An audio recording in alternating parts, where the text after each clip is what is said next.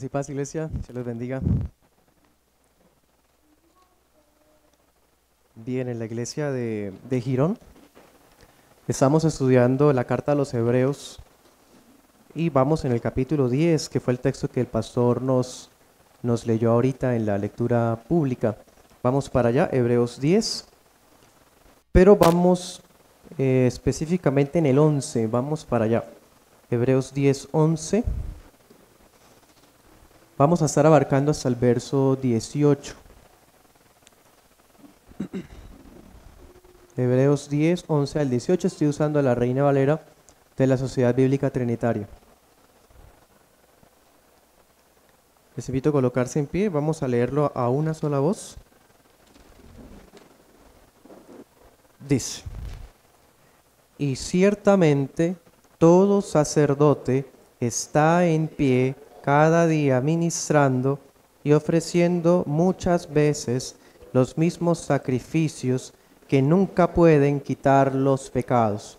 Pero éste, habiendo ofrecido por los pecados un solo sacrificio para siempre, está sentado a la diestra de Dios, esperando lo que falta, hasta que sus enemigos sean puestos por estrado de sus pies, porque con una sola ofrenda hizo perfectos para siempre a los santificados, y de lo mismo nos testifica el Espíritu Santo, porque después de haber dicho previamente: este es el pacto que haré con ellos después de aquellos días, dice el Señor, daré mis leyes en sus corazones y en sus mentes las escribiré.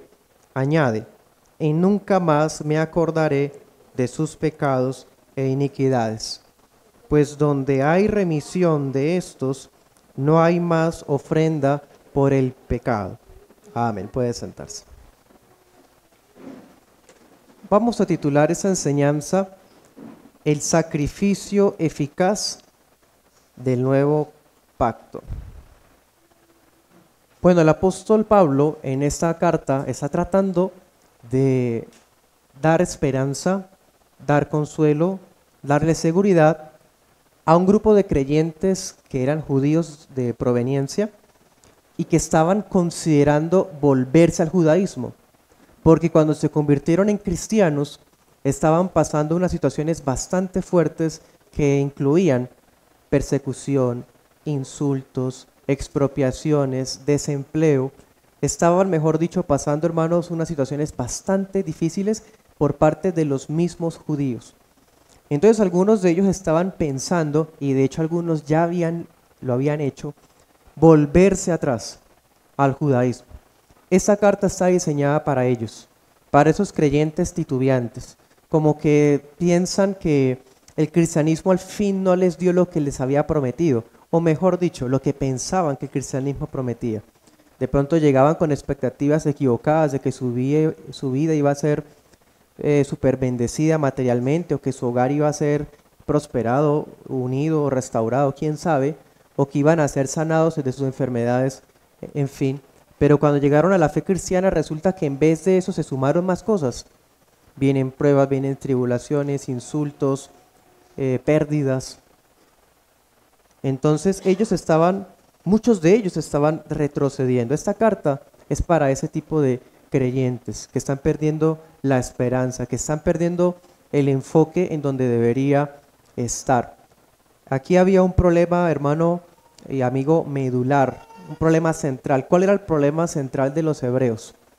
Se habían olvidado de poner la mirada en Cristo. Y para eso el apóstol ha estado desarrollando desde Hebreos 1 hasta ahora quién es Cristo.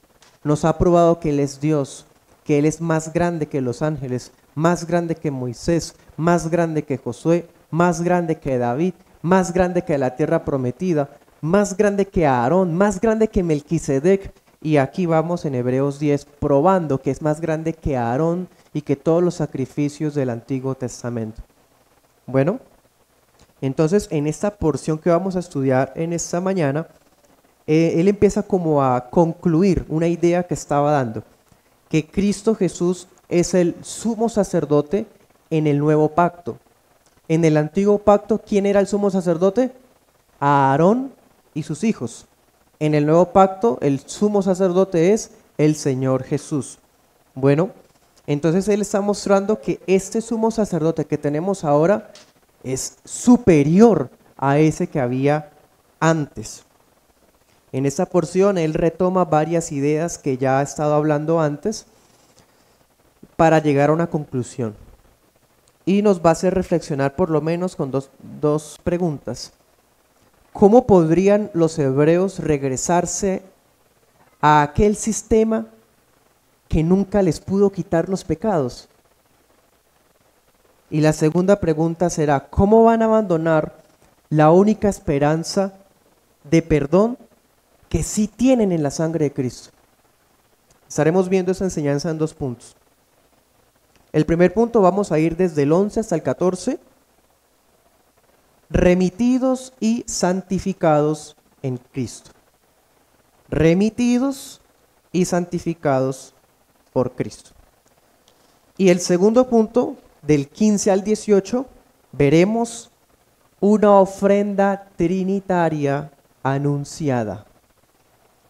¿Listos? Comencemos, versículo 11, remitidos y santificados por Cristo. Leamos el 11 y el 12.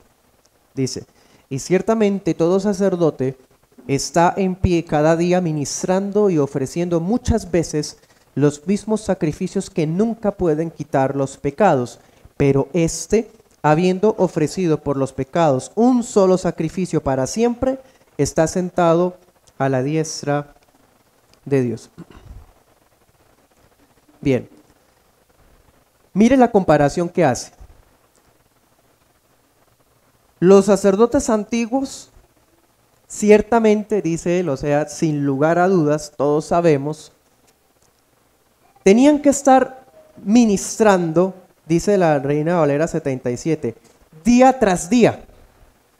Si usted ha leído el Pentateuco, especialmente Éxodo y Levítico, sabe que es cierto. Todos los días, ofrenda matutina al amanecer, la vespertina al atardecer, cuidar el fuego del altar, las lámparas, etcétera, etcétera, etcétera. Cada día, y dése cuenta, ellos debían estar trabajando todos los días. Dice el texto, estar de pie. Hermano, en el tabernáculo la gente no entraba de rodillas. La única vez en el año donde el sacerdote se postraba era el día de la expiación, cuando entraba al lugar santísimo, ¿se acuerdan? Y quemaba el incienso y eso. Pero el 99.9, si me permite la expresión, por ciento de las veces estaban de pie, reemplazando la ceniza, cambiando la madera, limpiando los sacrificios, degollando el animal, todo de pie. Cada día de pie, ¿y qué dice? Las mismas ofrendas y sacrificios, ¿o no? Cabritos, machos cabríos, bueyes. Mañana, cabritos, machos cabríos, bueyes. Pasado mañana, cabritos, ¿sí? Etcétera. ¿Y qué más dice? Muchas veces, o sea, él está enfatizando esa idea para hacer ver de manera realista ese sistema antiguo. Un sacerdote que no podía parar. Un sacerdote que tenía que estar todos los días ofreciendo las mismas ofrendas muchas veces. Imagínense que hoy, si fuésemos ustedes y yo sacerdotes del tabernáculo o del templo, los ministros de ese turno, de ese día, digamos, llegaron 120 hermanos de la tribu de Gad, de Isaacar, de Neftalí, a hacer sus holocaustos. Hermano, teníamos que hacer las cosas con rapidez porque se nos anochece. Y la fila de personas, mejor dicho, era un trabajo tremendo. Es muy triste que uno se imagina el tabernáculo así bien, pues bonito, ordenado, y el humo y todo en silencio. No, hermano, eso era trabajo tras trabajo. Seguramente muchos animales no se dejarían degollar fácilmente. Pensemos, eso es cosas reales. Todos los días terminaban exhaustos y al otro día volver a empezar. Anote ese texto, Éxodo 29:38. Puede mirarlo, ahí está resumido esto que estoy diciendo. Dice allá, perpetuamente.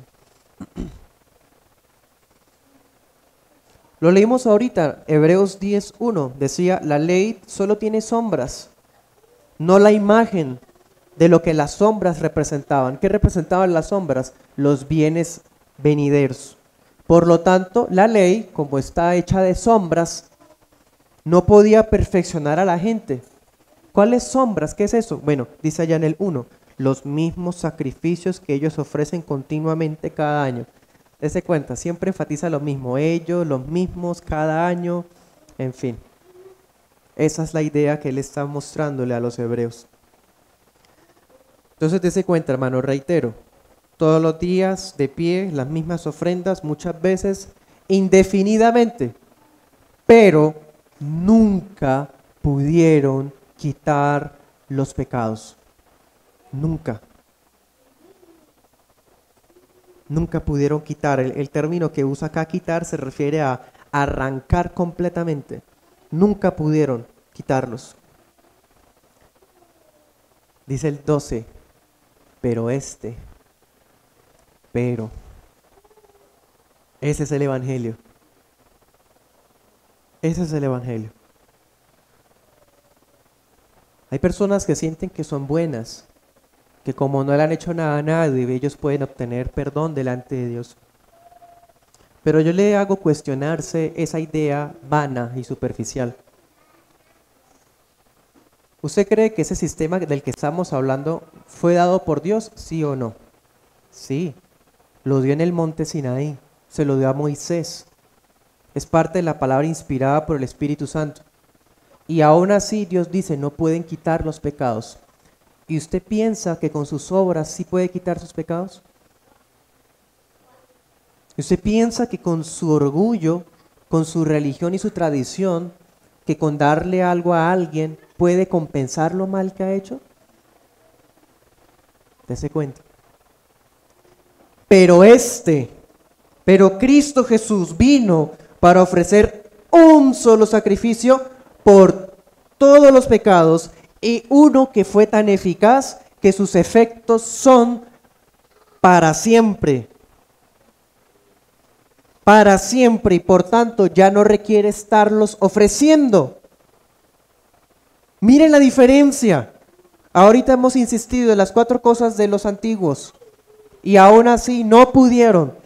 Pero el nuevo sacerdote, el único sumo sacerdote del nuevo pacto, ¿qué hace? Con un solo sacrificio. Ya no tiene que venir cada día, ya no tiene que venir mañana. Ya no toca que hacer la misa de sacrificar a Cristo todos los días.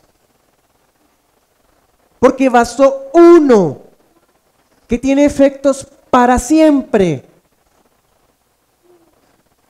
Es más, mira el versículo 12, hermano, no pierda las palabras, todas las palabras tienen una razón. Nos acabó de decir que ellos tenían que estar todos los días parados, pero está sentado porque terminó. Está sentado a la diestra de Dios. Él está sentado para siempre a la derecha de Dios. Ese es el Evangelio. Ese sentado se refiere a que es un sumo sacerdote que ya cumplió la labor. Ya no tiene que volver a hacer nada más, otro sacrificio, porque fue eficaz lo que hizo. Este es el sacrificio que llevó a cabo la obra que los muchos sacrificios no pudieron lograr. Cito a Teodoreto de Ciro, un padre del siglo V. Decía él, antes había gran número de sacerdotes, un gran número de sacrificios que no producía beneficio permanente. Ahora hay un solo sacerdote, que es también el sacrificio. Logró borrar el pecado de una vez por todas, sin más necesidad, y está sentado a la diestra del Padre que lo engendró. Cierro comillas. Este es Cristo. Entonces, dense cuenta, el sistema levítico ofrecía un perdón limitado, temporal, meramente externo, pero no ofrecía completa expiación. O sea, en los sacrificios de antes sí daban purificación. ¿Para qué? Para que la gente pudiera acercarse al tabernáculo. Porque si alguien se acercaba estando impuro, ¿qué pasaba? Moría. Entonces los sacrificios sí tenían una utilidad, sí servían para algo. Pero mañana tocaba volverlos a hacer, porque no sirvieron para todo. Podían limpiar hasta cierto límite, hasta ciertas cosas en las vidas de las personas, pero nunca su corazón, nunca sus conciencias, nunca sus almas. Así que mientras el templo de Jerusalén estuviera en pie, mientras el sistema del tabernáculo estuviera en pie, los pecados solamente eran cubiertos, pero no quitados. Y usted puede pensar que hay neoevangélicos que todavía veneran el templo y el tabernáculo, y que hay unos que piensan que tiene que haber otra vez el templo.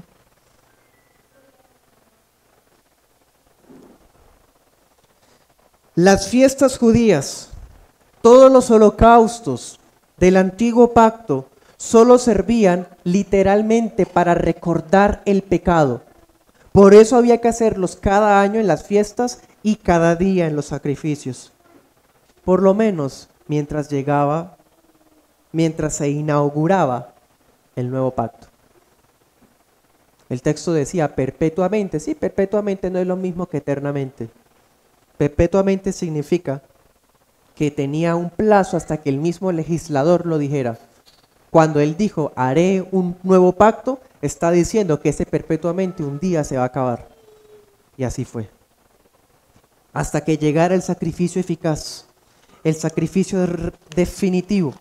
Así que hoy que Cristo está sentado a la diestra del Padre en los cielos, el rol expiatorio del sacerdocio ha sido plenamente cumplido.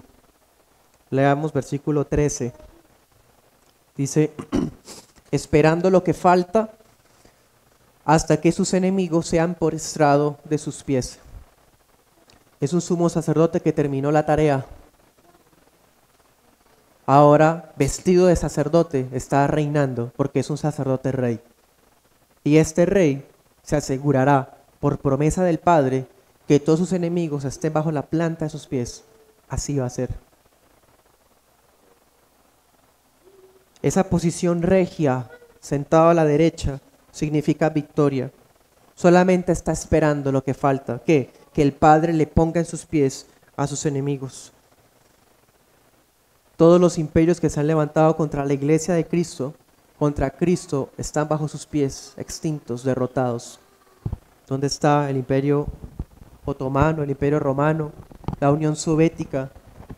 Y todos esos imperios satánicos han sido exterminados porque Cristo, el que está a la diestra del Padre, los ha puesto bajo sus pies. Y todos los que faltan, claro está. Como cantamos hoy, los reinos mundanales terminarán, pero solo el de Él permanecerá. Dese cuenta, hermano, que esto contiene una advertencia bastante fuerte. Porque si estos cristianos de los hebreos estaban pensando volver atrás hacia el sistema judío,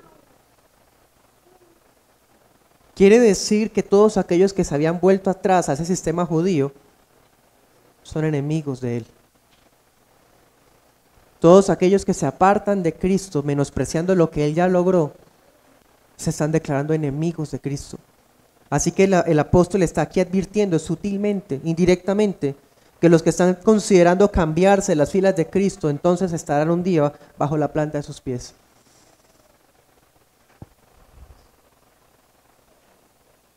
Versículo 14. Porque con una sola ofrenda hizo perfectos para siempre a los santificados. O son enemigos o somos santificados. ¿Quiénes son los beneficiados de la muerte de Cristo? de la obra del sacerdote? ¿Los enemigos o los santificados? Los santificados. A Jesús le bastó una sola ofrenda para hacer perfectos para siempre. Ahora, esto perfectos para siempre, de acuerdo al contexto de la carta, no está hablando que seamos ahora gente perfecta, hermanos. Aquí todos somos creyentes, profesantes, cristianos y no somos perfectos. Empezando conmigo, somos personas llenas de fragilidad, debilidad, pecado. Él no está hablando acá de perfección en términos morales, está hablando de perfección en términos rituales, porque de eso se está hablando. Es decir, esa perfección que los antiguos nunca pudieron lograr porque todos los días tocaba hacer holocaustos, nosotros ya lo necesitamos porque en Cristo fuimos hechos perfectos. Eso es lo que significa. Ese cristiano que siente que tiene que hacer algo más para sentirse perdonado, cuidado. ¿Es que acaso no fue suficiente el sacrificio de Cristo? Nos hizo perfectos para siempre. A los beneficiados de tal sacrificio. ¿Quiénes son los beneficiados? Los santificados, no todo el mundo. Versículo 10 también lo había dicho, por cuya voluntad somos santificados. La gracia de la expiación de Cristo fue aplicada a los escogidos, a su iglesia, a sus redimidos, a los que le aman. Porque ellos son en últimas los que son santos por la sangre del Cordero. Y otra cosa que hay que aclarar, este término perfecto ya vemos que es en términos rituales. Y acá hay otra expresión que hay que aclarar, cuando dice que fueron quitados los pecados. Va de la mano con lo mismo. No está diciendo, como dice alguna secta actualmente, piensa que ya el pecado no existe, entonces podemos pecar porque de por sí el pecado ya no hay porque Cristo lo quitó. Hermano, eso es una herejía diabólica. ¿Para qué sirve esa creencia? Pues para incitar a la gente a que viva como le parezca y peque. Cuando dice que Cristo quitó el pecado, lo que significa es que el pecado, el cual todavía estamos luchando, nunca podrá zafarnos de su mano. Nunca podrá quitarnos del pacto de gracia. Eso es lo que significa que el pecado ha sido quitado, es decir, ya no tiene los efectos o el poder. Hemos sido unidos mediante la fe salvadora a la gracia de Dios. De ninguna manera es una licencia para pecar, porque para eso Dios nos ha dado las conciencias y su ley, todavía vigente, para redarguirnos cuando pecamos contra Él y contra nuestro prójimo. Amén. Entonces, en este primer punto que vimos, que hemos sido remitidos. ¿Qué es remitidos? Perdonados. Cristo quitó el pecado, nos hizo perfectos para siempre con su sacrificio. Vamos al segundo punto, una ofrenda trinitaria anunciada. Leamos 15 al 17. Dice: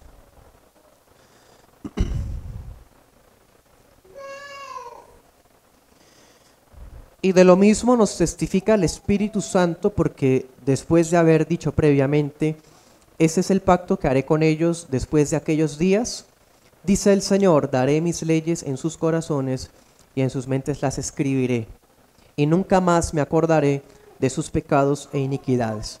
Pues donde, bueno, hasta ahí. Entonces el apóstol aquí nos está desarrollando de una manera excelente, ¿no? Como comparando ambos sistemas, mostrando que el Nuevo Testamento es superior al Antiguo. Si usted mira arriba, en el versículo 5, en ese versículo él había citado, creo que es el Salmo 46, ¿cierto?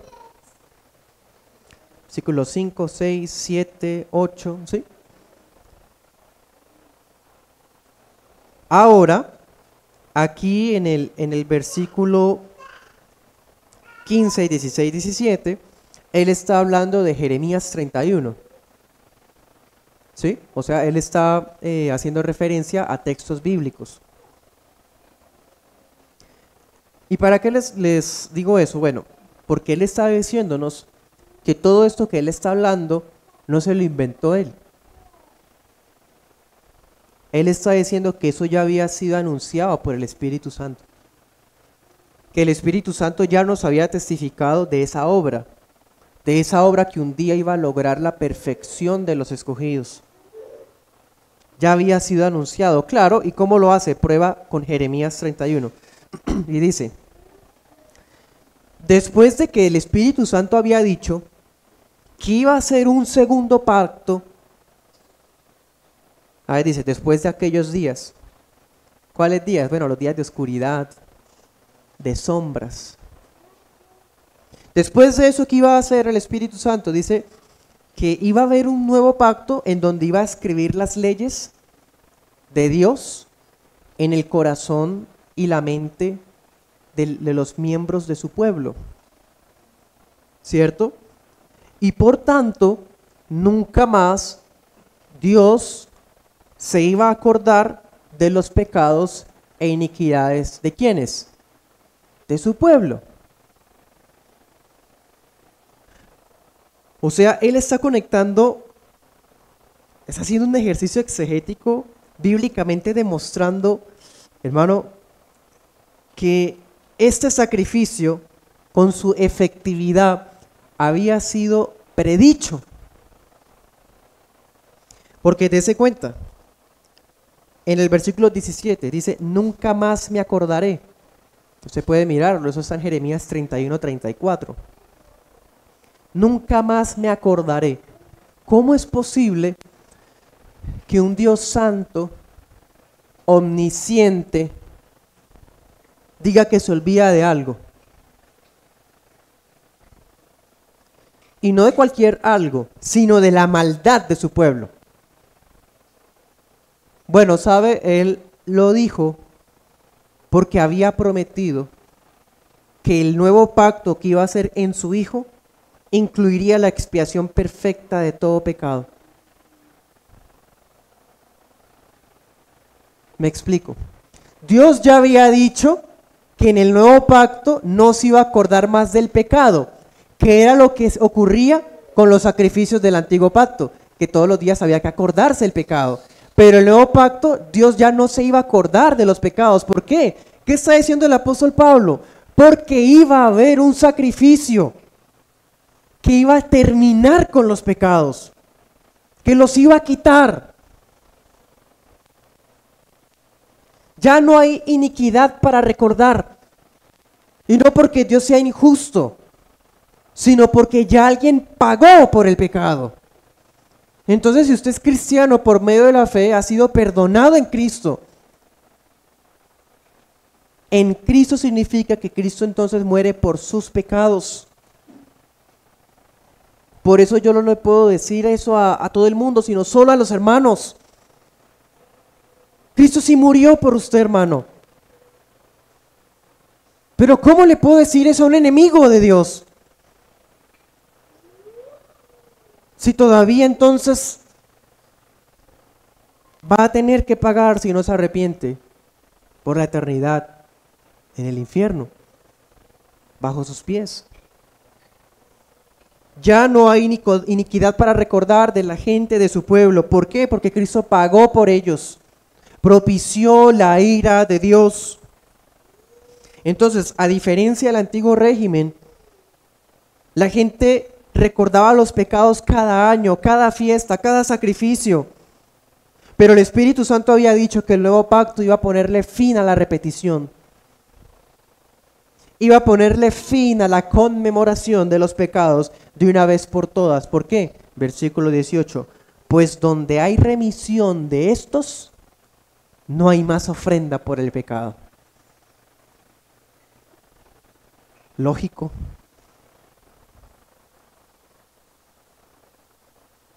¿Qué voy a perdonar si ya se olvidó? ¿Qué voy a perdonar? Dice el Señor, si ya perdoné. Ya no hay más ofrenda. Porque tampoco hay más pecado en los santificados.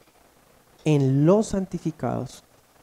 Dese cuenta, de hecho de que haya sido quitado el pecado, no quita que debamos ser santificados. Así que el sacrificio del nuevo pacto, ¿cuál fue ese sacrificio del nuevo pacto que tanto estamos hablando, hermano? Él ya lo había dicho, arriba. Versículo 7, esto es lo que le dijo Cristo al Padre cuando iba a venir al mundo. Antes de venir al vientre de la Virgen María, el Hijo habló con el Padre y dijo esto: he aquí que vengo para hacer, oh Dios, tu voluntad. En el rollo del libro está escrito de mí. Versículo 5. Entrando en el mundo, dice Cristo: sacrificio, ofrenda no quisiste, mas me preparaste cuerpo. Wow. Ese es el Evangelio. ¿Cuál es el sacrificio eficaz del nuevo pacto? El cuerpo de Cristo.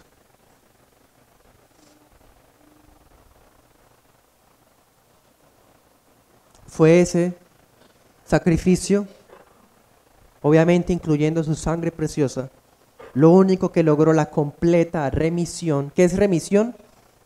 Quitar, borrar el pecado. Por eso era que el cristianismo era tan criticado en la antigüedad. Porque todas las religiones, la judía, los paganos griegos, paganos bárbaros, hasta los paganos precolombinos, ¿qué hacían todos? ¿Qué tenían todos en común? Altares de sacrificios. Y criticaban a los cristianos como ateos. ¿Por qué? Porque ellos no tenían altares, no tenían sacrificios. Solamente tomaban algo que llamaban Santa Cena, Cena del Señor, un pan y un vino que les recordaba ese único sacrificio.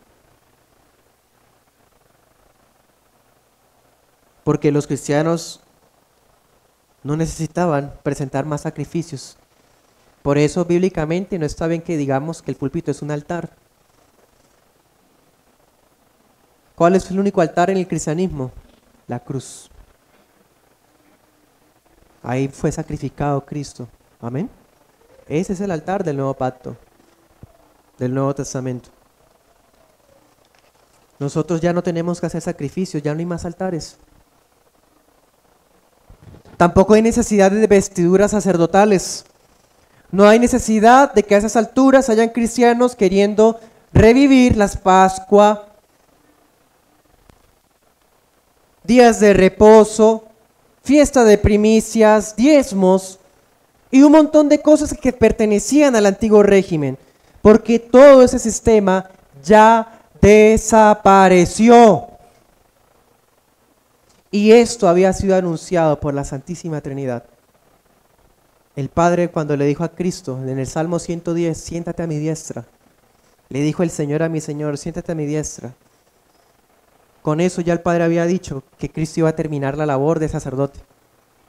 Cuando Cristo dijo, voy al mundo, ya no más sacrificios, ya no más holocaustos, ahora mi cuerpo. Y ahora cuando el Espíritu Santo dice, nunca más me acordaré de ellos. Padre, Hijo y Espíritu Santo diciendo, ya no más sacrificios. Solamente hay uno eficaz, el del cuerpo de Cristo. Las tres personas de la Trinidad advirtieron esta realidad, que iba a haber un único sacrificio eficaz. Ya está, es el de Cristo Jesús.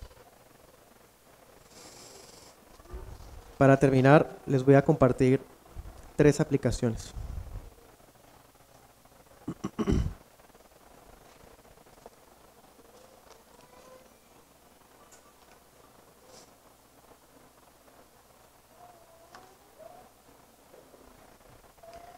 Primera aplicación. El sacerdocio, los sacrificios de antaño, no pudieron quitar el pecado. Porque ni siquiera el antiguo pacto estaba diseñado para eso. El propósito del antiguo pacto nunca fue perdonar los pecados, hermano. ¿Cuál fue el propósito del Antiguo Testamento? Anunciar la llegada de Cristo. Cada vez que usted encuentre con un creyente que quiere judaizar, revivir las cosas del antiguo pacto, está usted frente a alguien que peligra de devolverse a un sistema que no tiene perdón. Un sistema que no ofrece perdón. ¿No dice la palabra que el que no guarde uno solo es culpable de todos? La ley no puede ofrecer perdón porque no fue diseñada para eso. ¿Cuál fue la labor del antiguo pacto entonces? Bueno, recordar los pecados y anticipar la llegada de aquel que sí iba a quitar los pecados en el nuevo pacto. Así que contemplemos, hermanos cristianos, contemplemos cuán sublime es nuestro rey sacerdote, que se ofreció a sí mismo como ofrenda por el pecado, sacrificio único, perfecto, suficiente. Contemplemos a ese rey que se dio a sí mismo y por si fuera poco al tercer día se incorporó a sí mismo, ascendió al cielo y tomó lugar en la majestad de las alturas. Ese es el rey del nuevo pacto. Nada que envidiarle al antiguo pacto, aunque haya sido dado por Dios. Ni Moisés, ni Aarón, ni nadie logró eso que el Señor Jesús sí logró. Por eso también nosotros como cristianos rechazamos cualquier forma de sacerdocio. Los pastores no son sacerdotes. La iglesia no está llamada a ordenar sacerdotes. Porque en el nuevo pacto, ¿cuántos sacerdotes hay? Uno, es Cristo. Y si habláramos de sacerdotes, sería en términos generales, todos somos sacerdotes en un sentido de que ¿qué? De que gracias a Cristo podemos presentarnos a la presencia de Dios. Porque si no fuéramos sacerdotes en ese sentido, moriríamos. ¿Quién se puede acercar a la presencia de Dios? Solo los sacerdotes. ¿Se acuerdan? En el antiguo sistema. En el nuevo sistema, Cristo nos hace sacerdotes, ¿para qué? Para que podamos presentarnos a Dios. Segunda aplicación. Estudiemos a Cristo, hermano. Estudiemos el sacrificio eficaz de Cristo, como hoy lo hacemos a la luz de esta carta. Es el sacrificio eficaz del Hijo. Y esto hace ver cuán absurda es esa creencia de que por medio de las obras puedo lograr perdón. Y también deja ver lo absurda que es la doctrina papista de la misa. Porque en la Eucaristía Católica Romana, ellos creen, tienen la convicción de que es un sacrificio real de expiación. Por eso se hacen llamar sacerdotes. Porque todos los días ofrecen a Cristo en el altar. Y de hecho lo presentan diariamente en el altar de la Eucaristía. Todas las misas de todo el mundo, en todos los países, están sacrificando a Cristo. Pregúntele a cualquiera y verá que sí.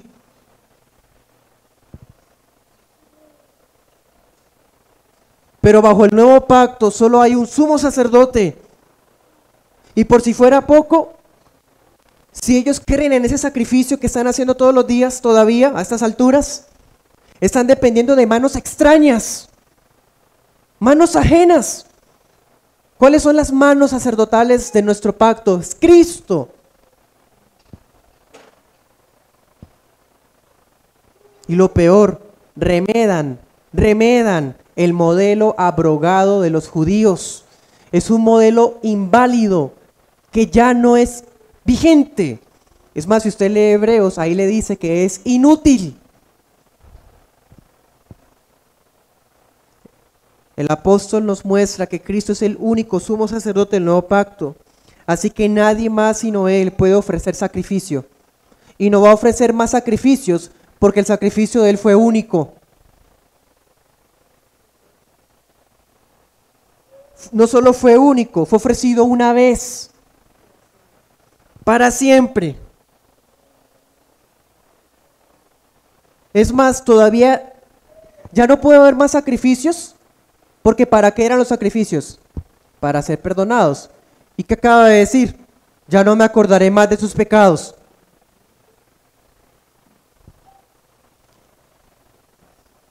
Es decir, no va a haber más sacrificio cuando se cumpliera la profecía de Jeremías. ¿Ya se cumplió? Sí. Para ellos la Eucaristía es un sacrificio incruento, es decir, que no lleva sangre. ¿Dónde usted en la Biblia ve un sacrificio que no lleva sangre, hermano? Si lo que servía para perdonar pecado, ¿qué era? Pues derramar sangre. Ese sacrificio demandó muerte, demandó sangre. Última aplicación.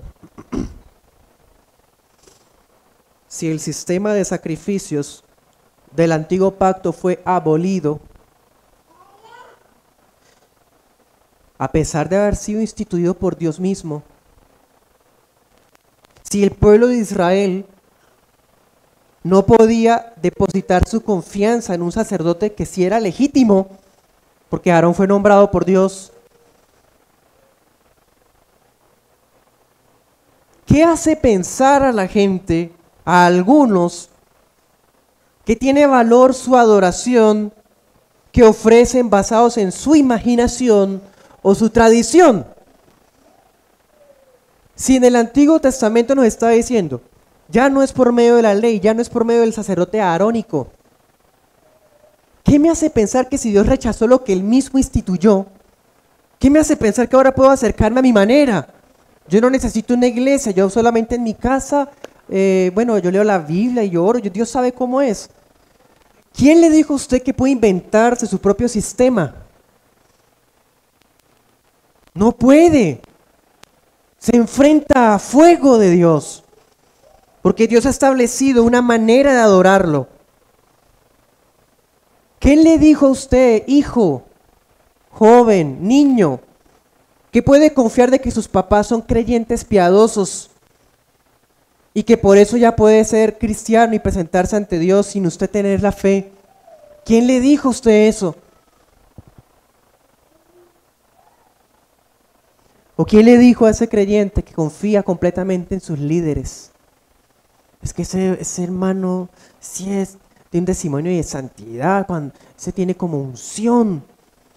Yo a ese sí le hago caso. Si no podemos confiar en los del sacerdocio arónico, ¿cómo vamos a confiar en los hombres, hermano? Solo Cristo. Ni en sus papás, ni en el pastor, ni en las buenas cosas que usted haga, ni que su adoración es mejor que la de la otra iglesia.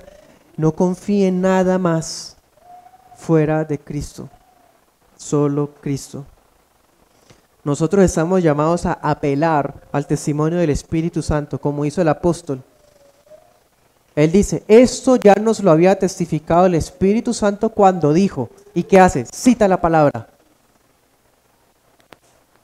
Es que el Espíritu Santo me está diciendo en el corazón que tal cosa. No. Escrito está y punto. ¿Y el testimonio del Espíritu Santo qué va a hacer? Siempre, ¿qué es lo que hace el testimonio del Espíritu Santo? Glorifica al Hijo. Glorifica a Jesús. Eso es lo que nosotros hacemos. Ese es el Evangelio. El Evangelio es decir a las personas, gentes, oh simples, escuchen la voz de la sabiduría, dice Proverbios. ¿Hasta cuándo más estarán haciendo necedades? Vengan a mí, escuchen y vivirán. Porque no hay otro camino sino Jesús. Les anunciamos a las almas perdidas que solo en Él hay perdón. Solo en Él hay santificación. Fuera de Él, no. Hermano, o mejor dicho, amigo que nos visita, está en Cristo mediante la fe.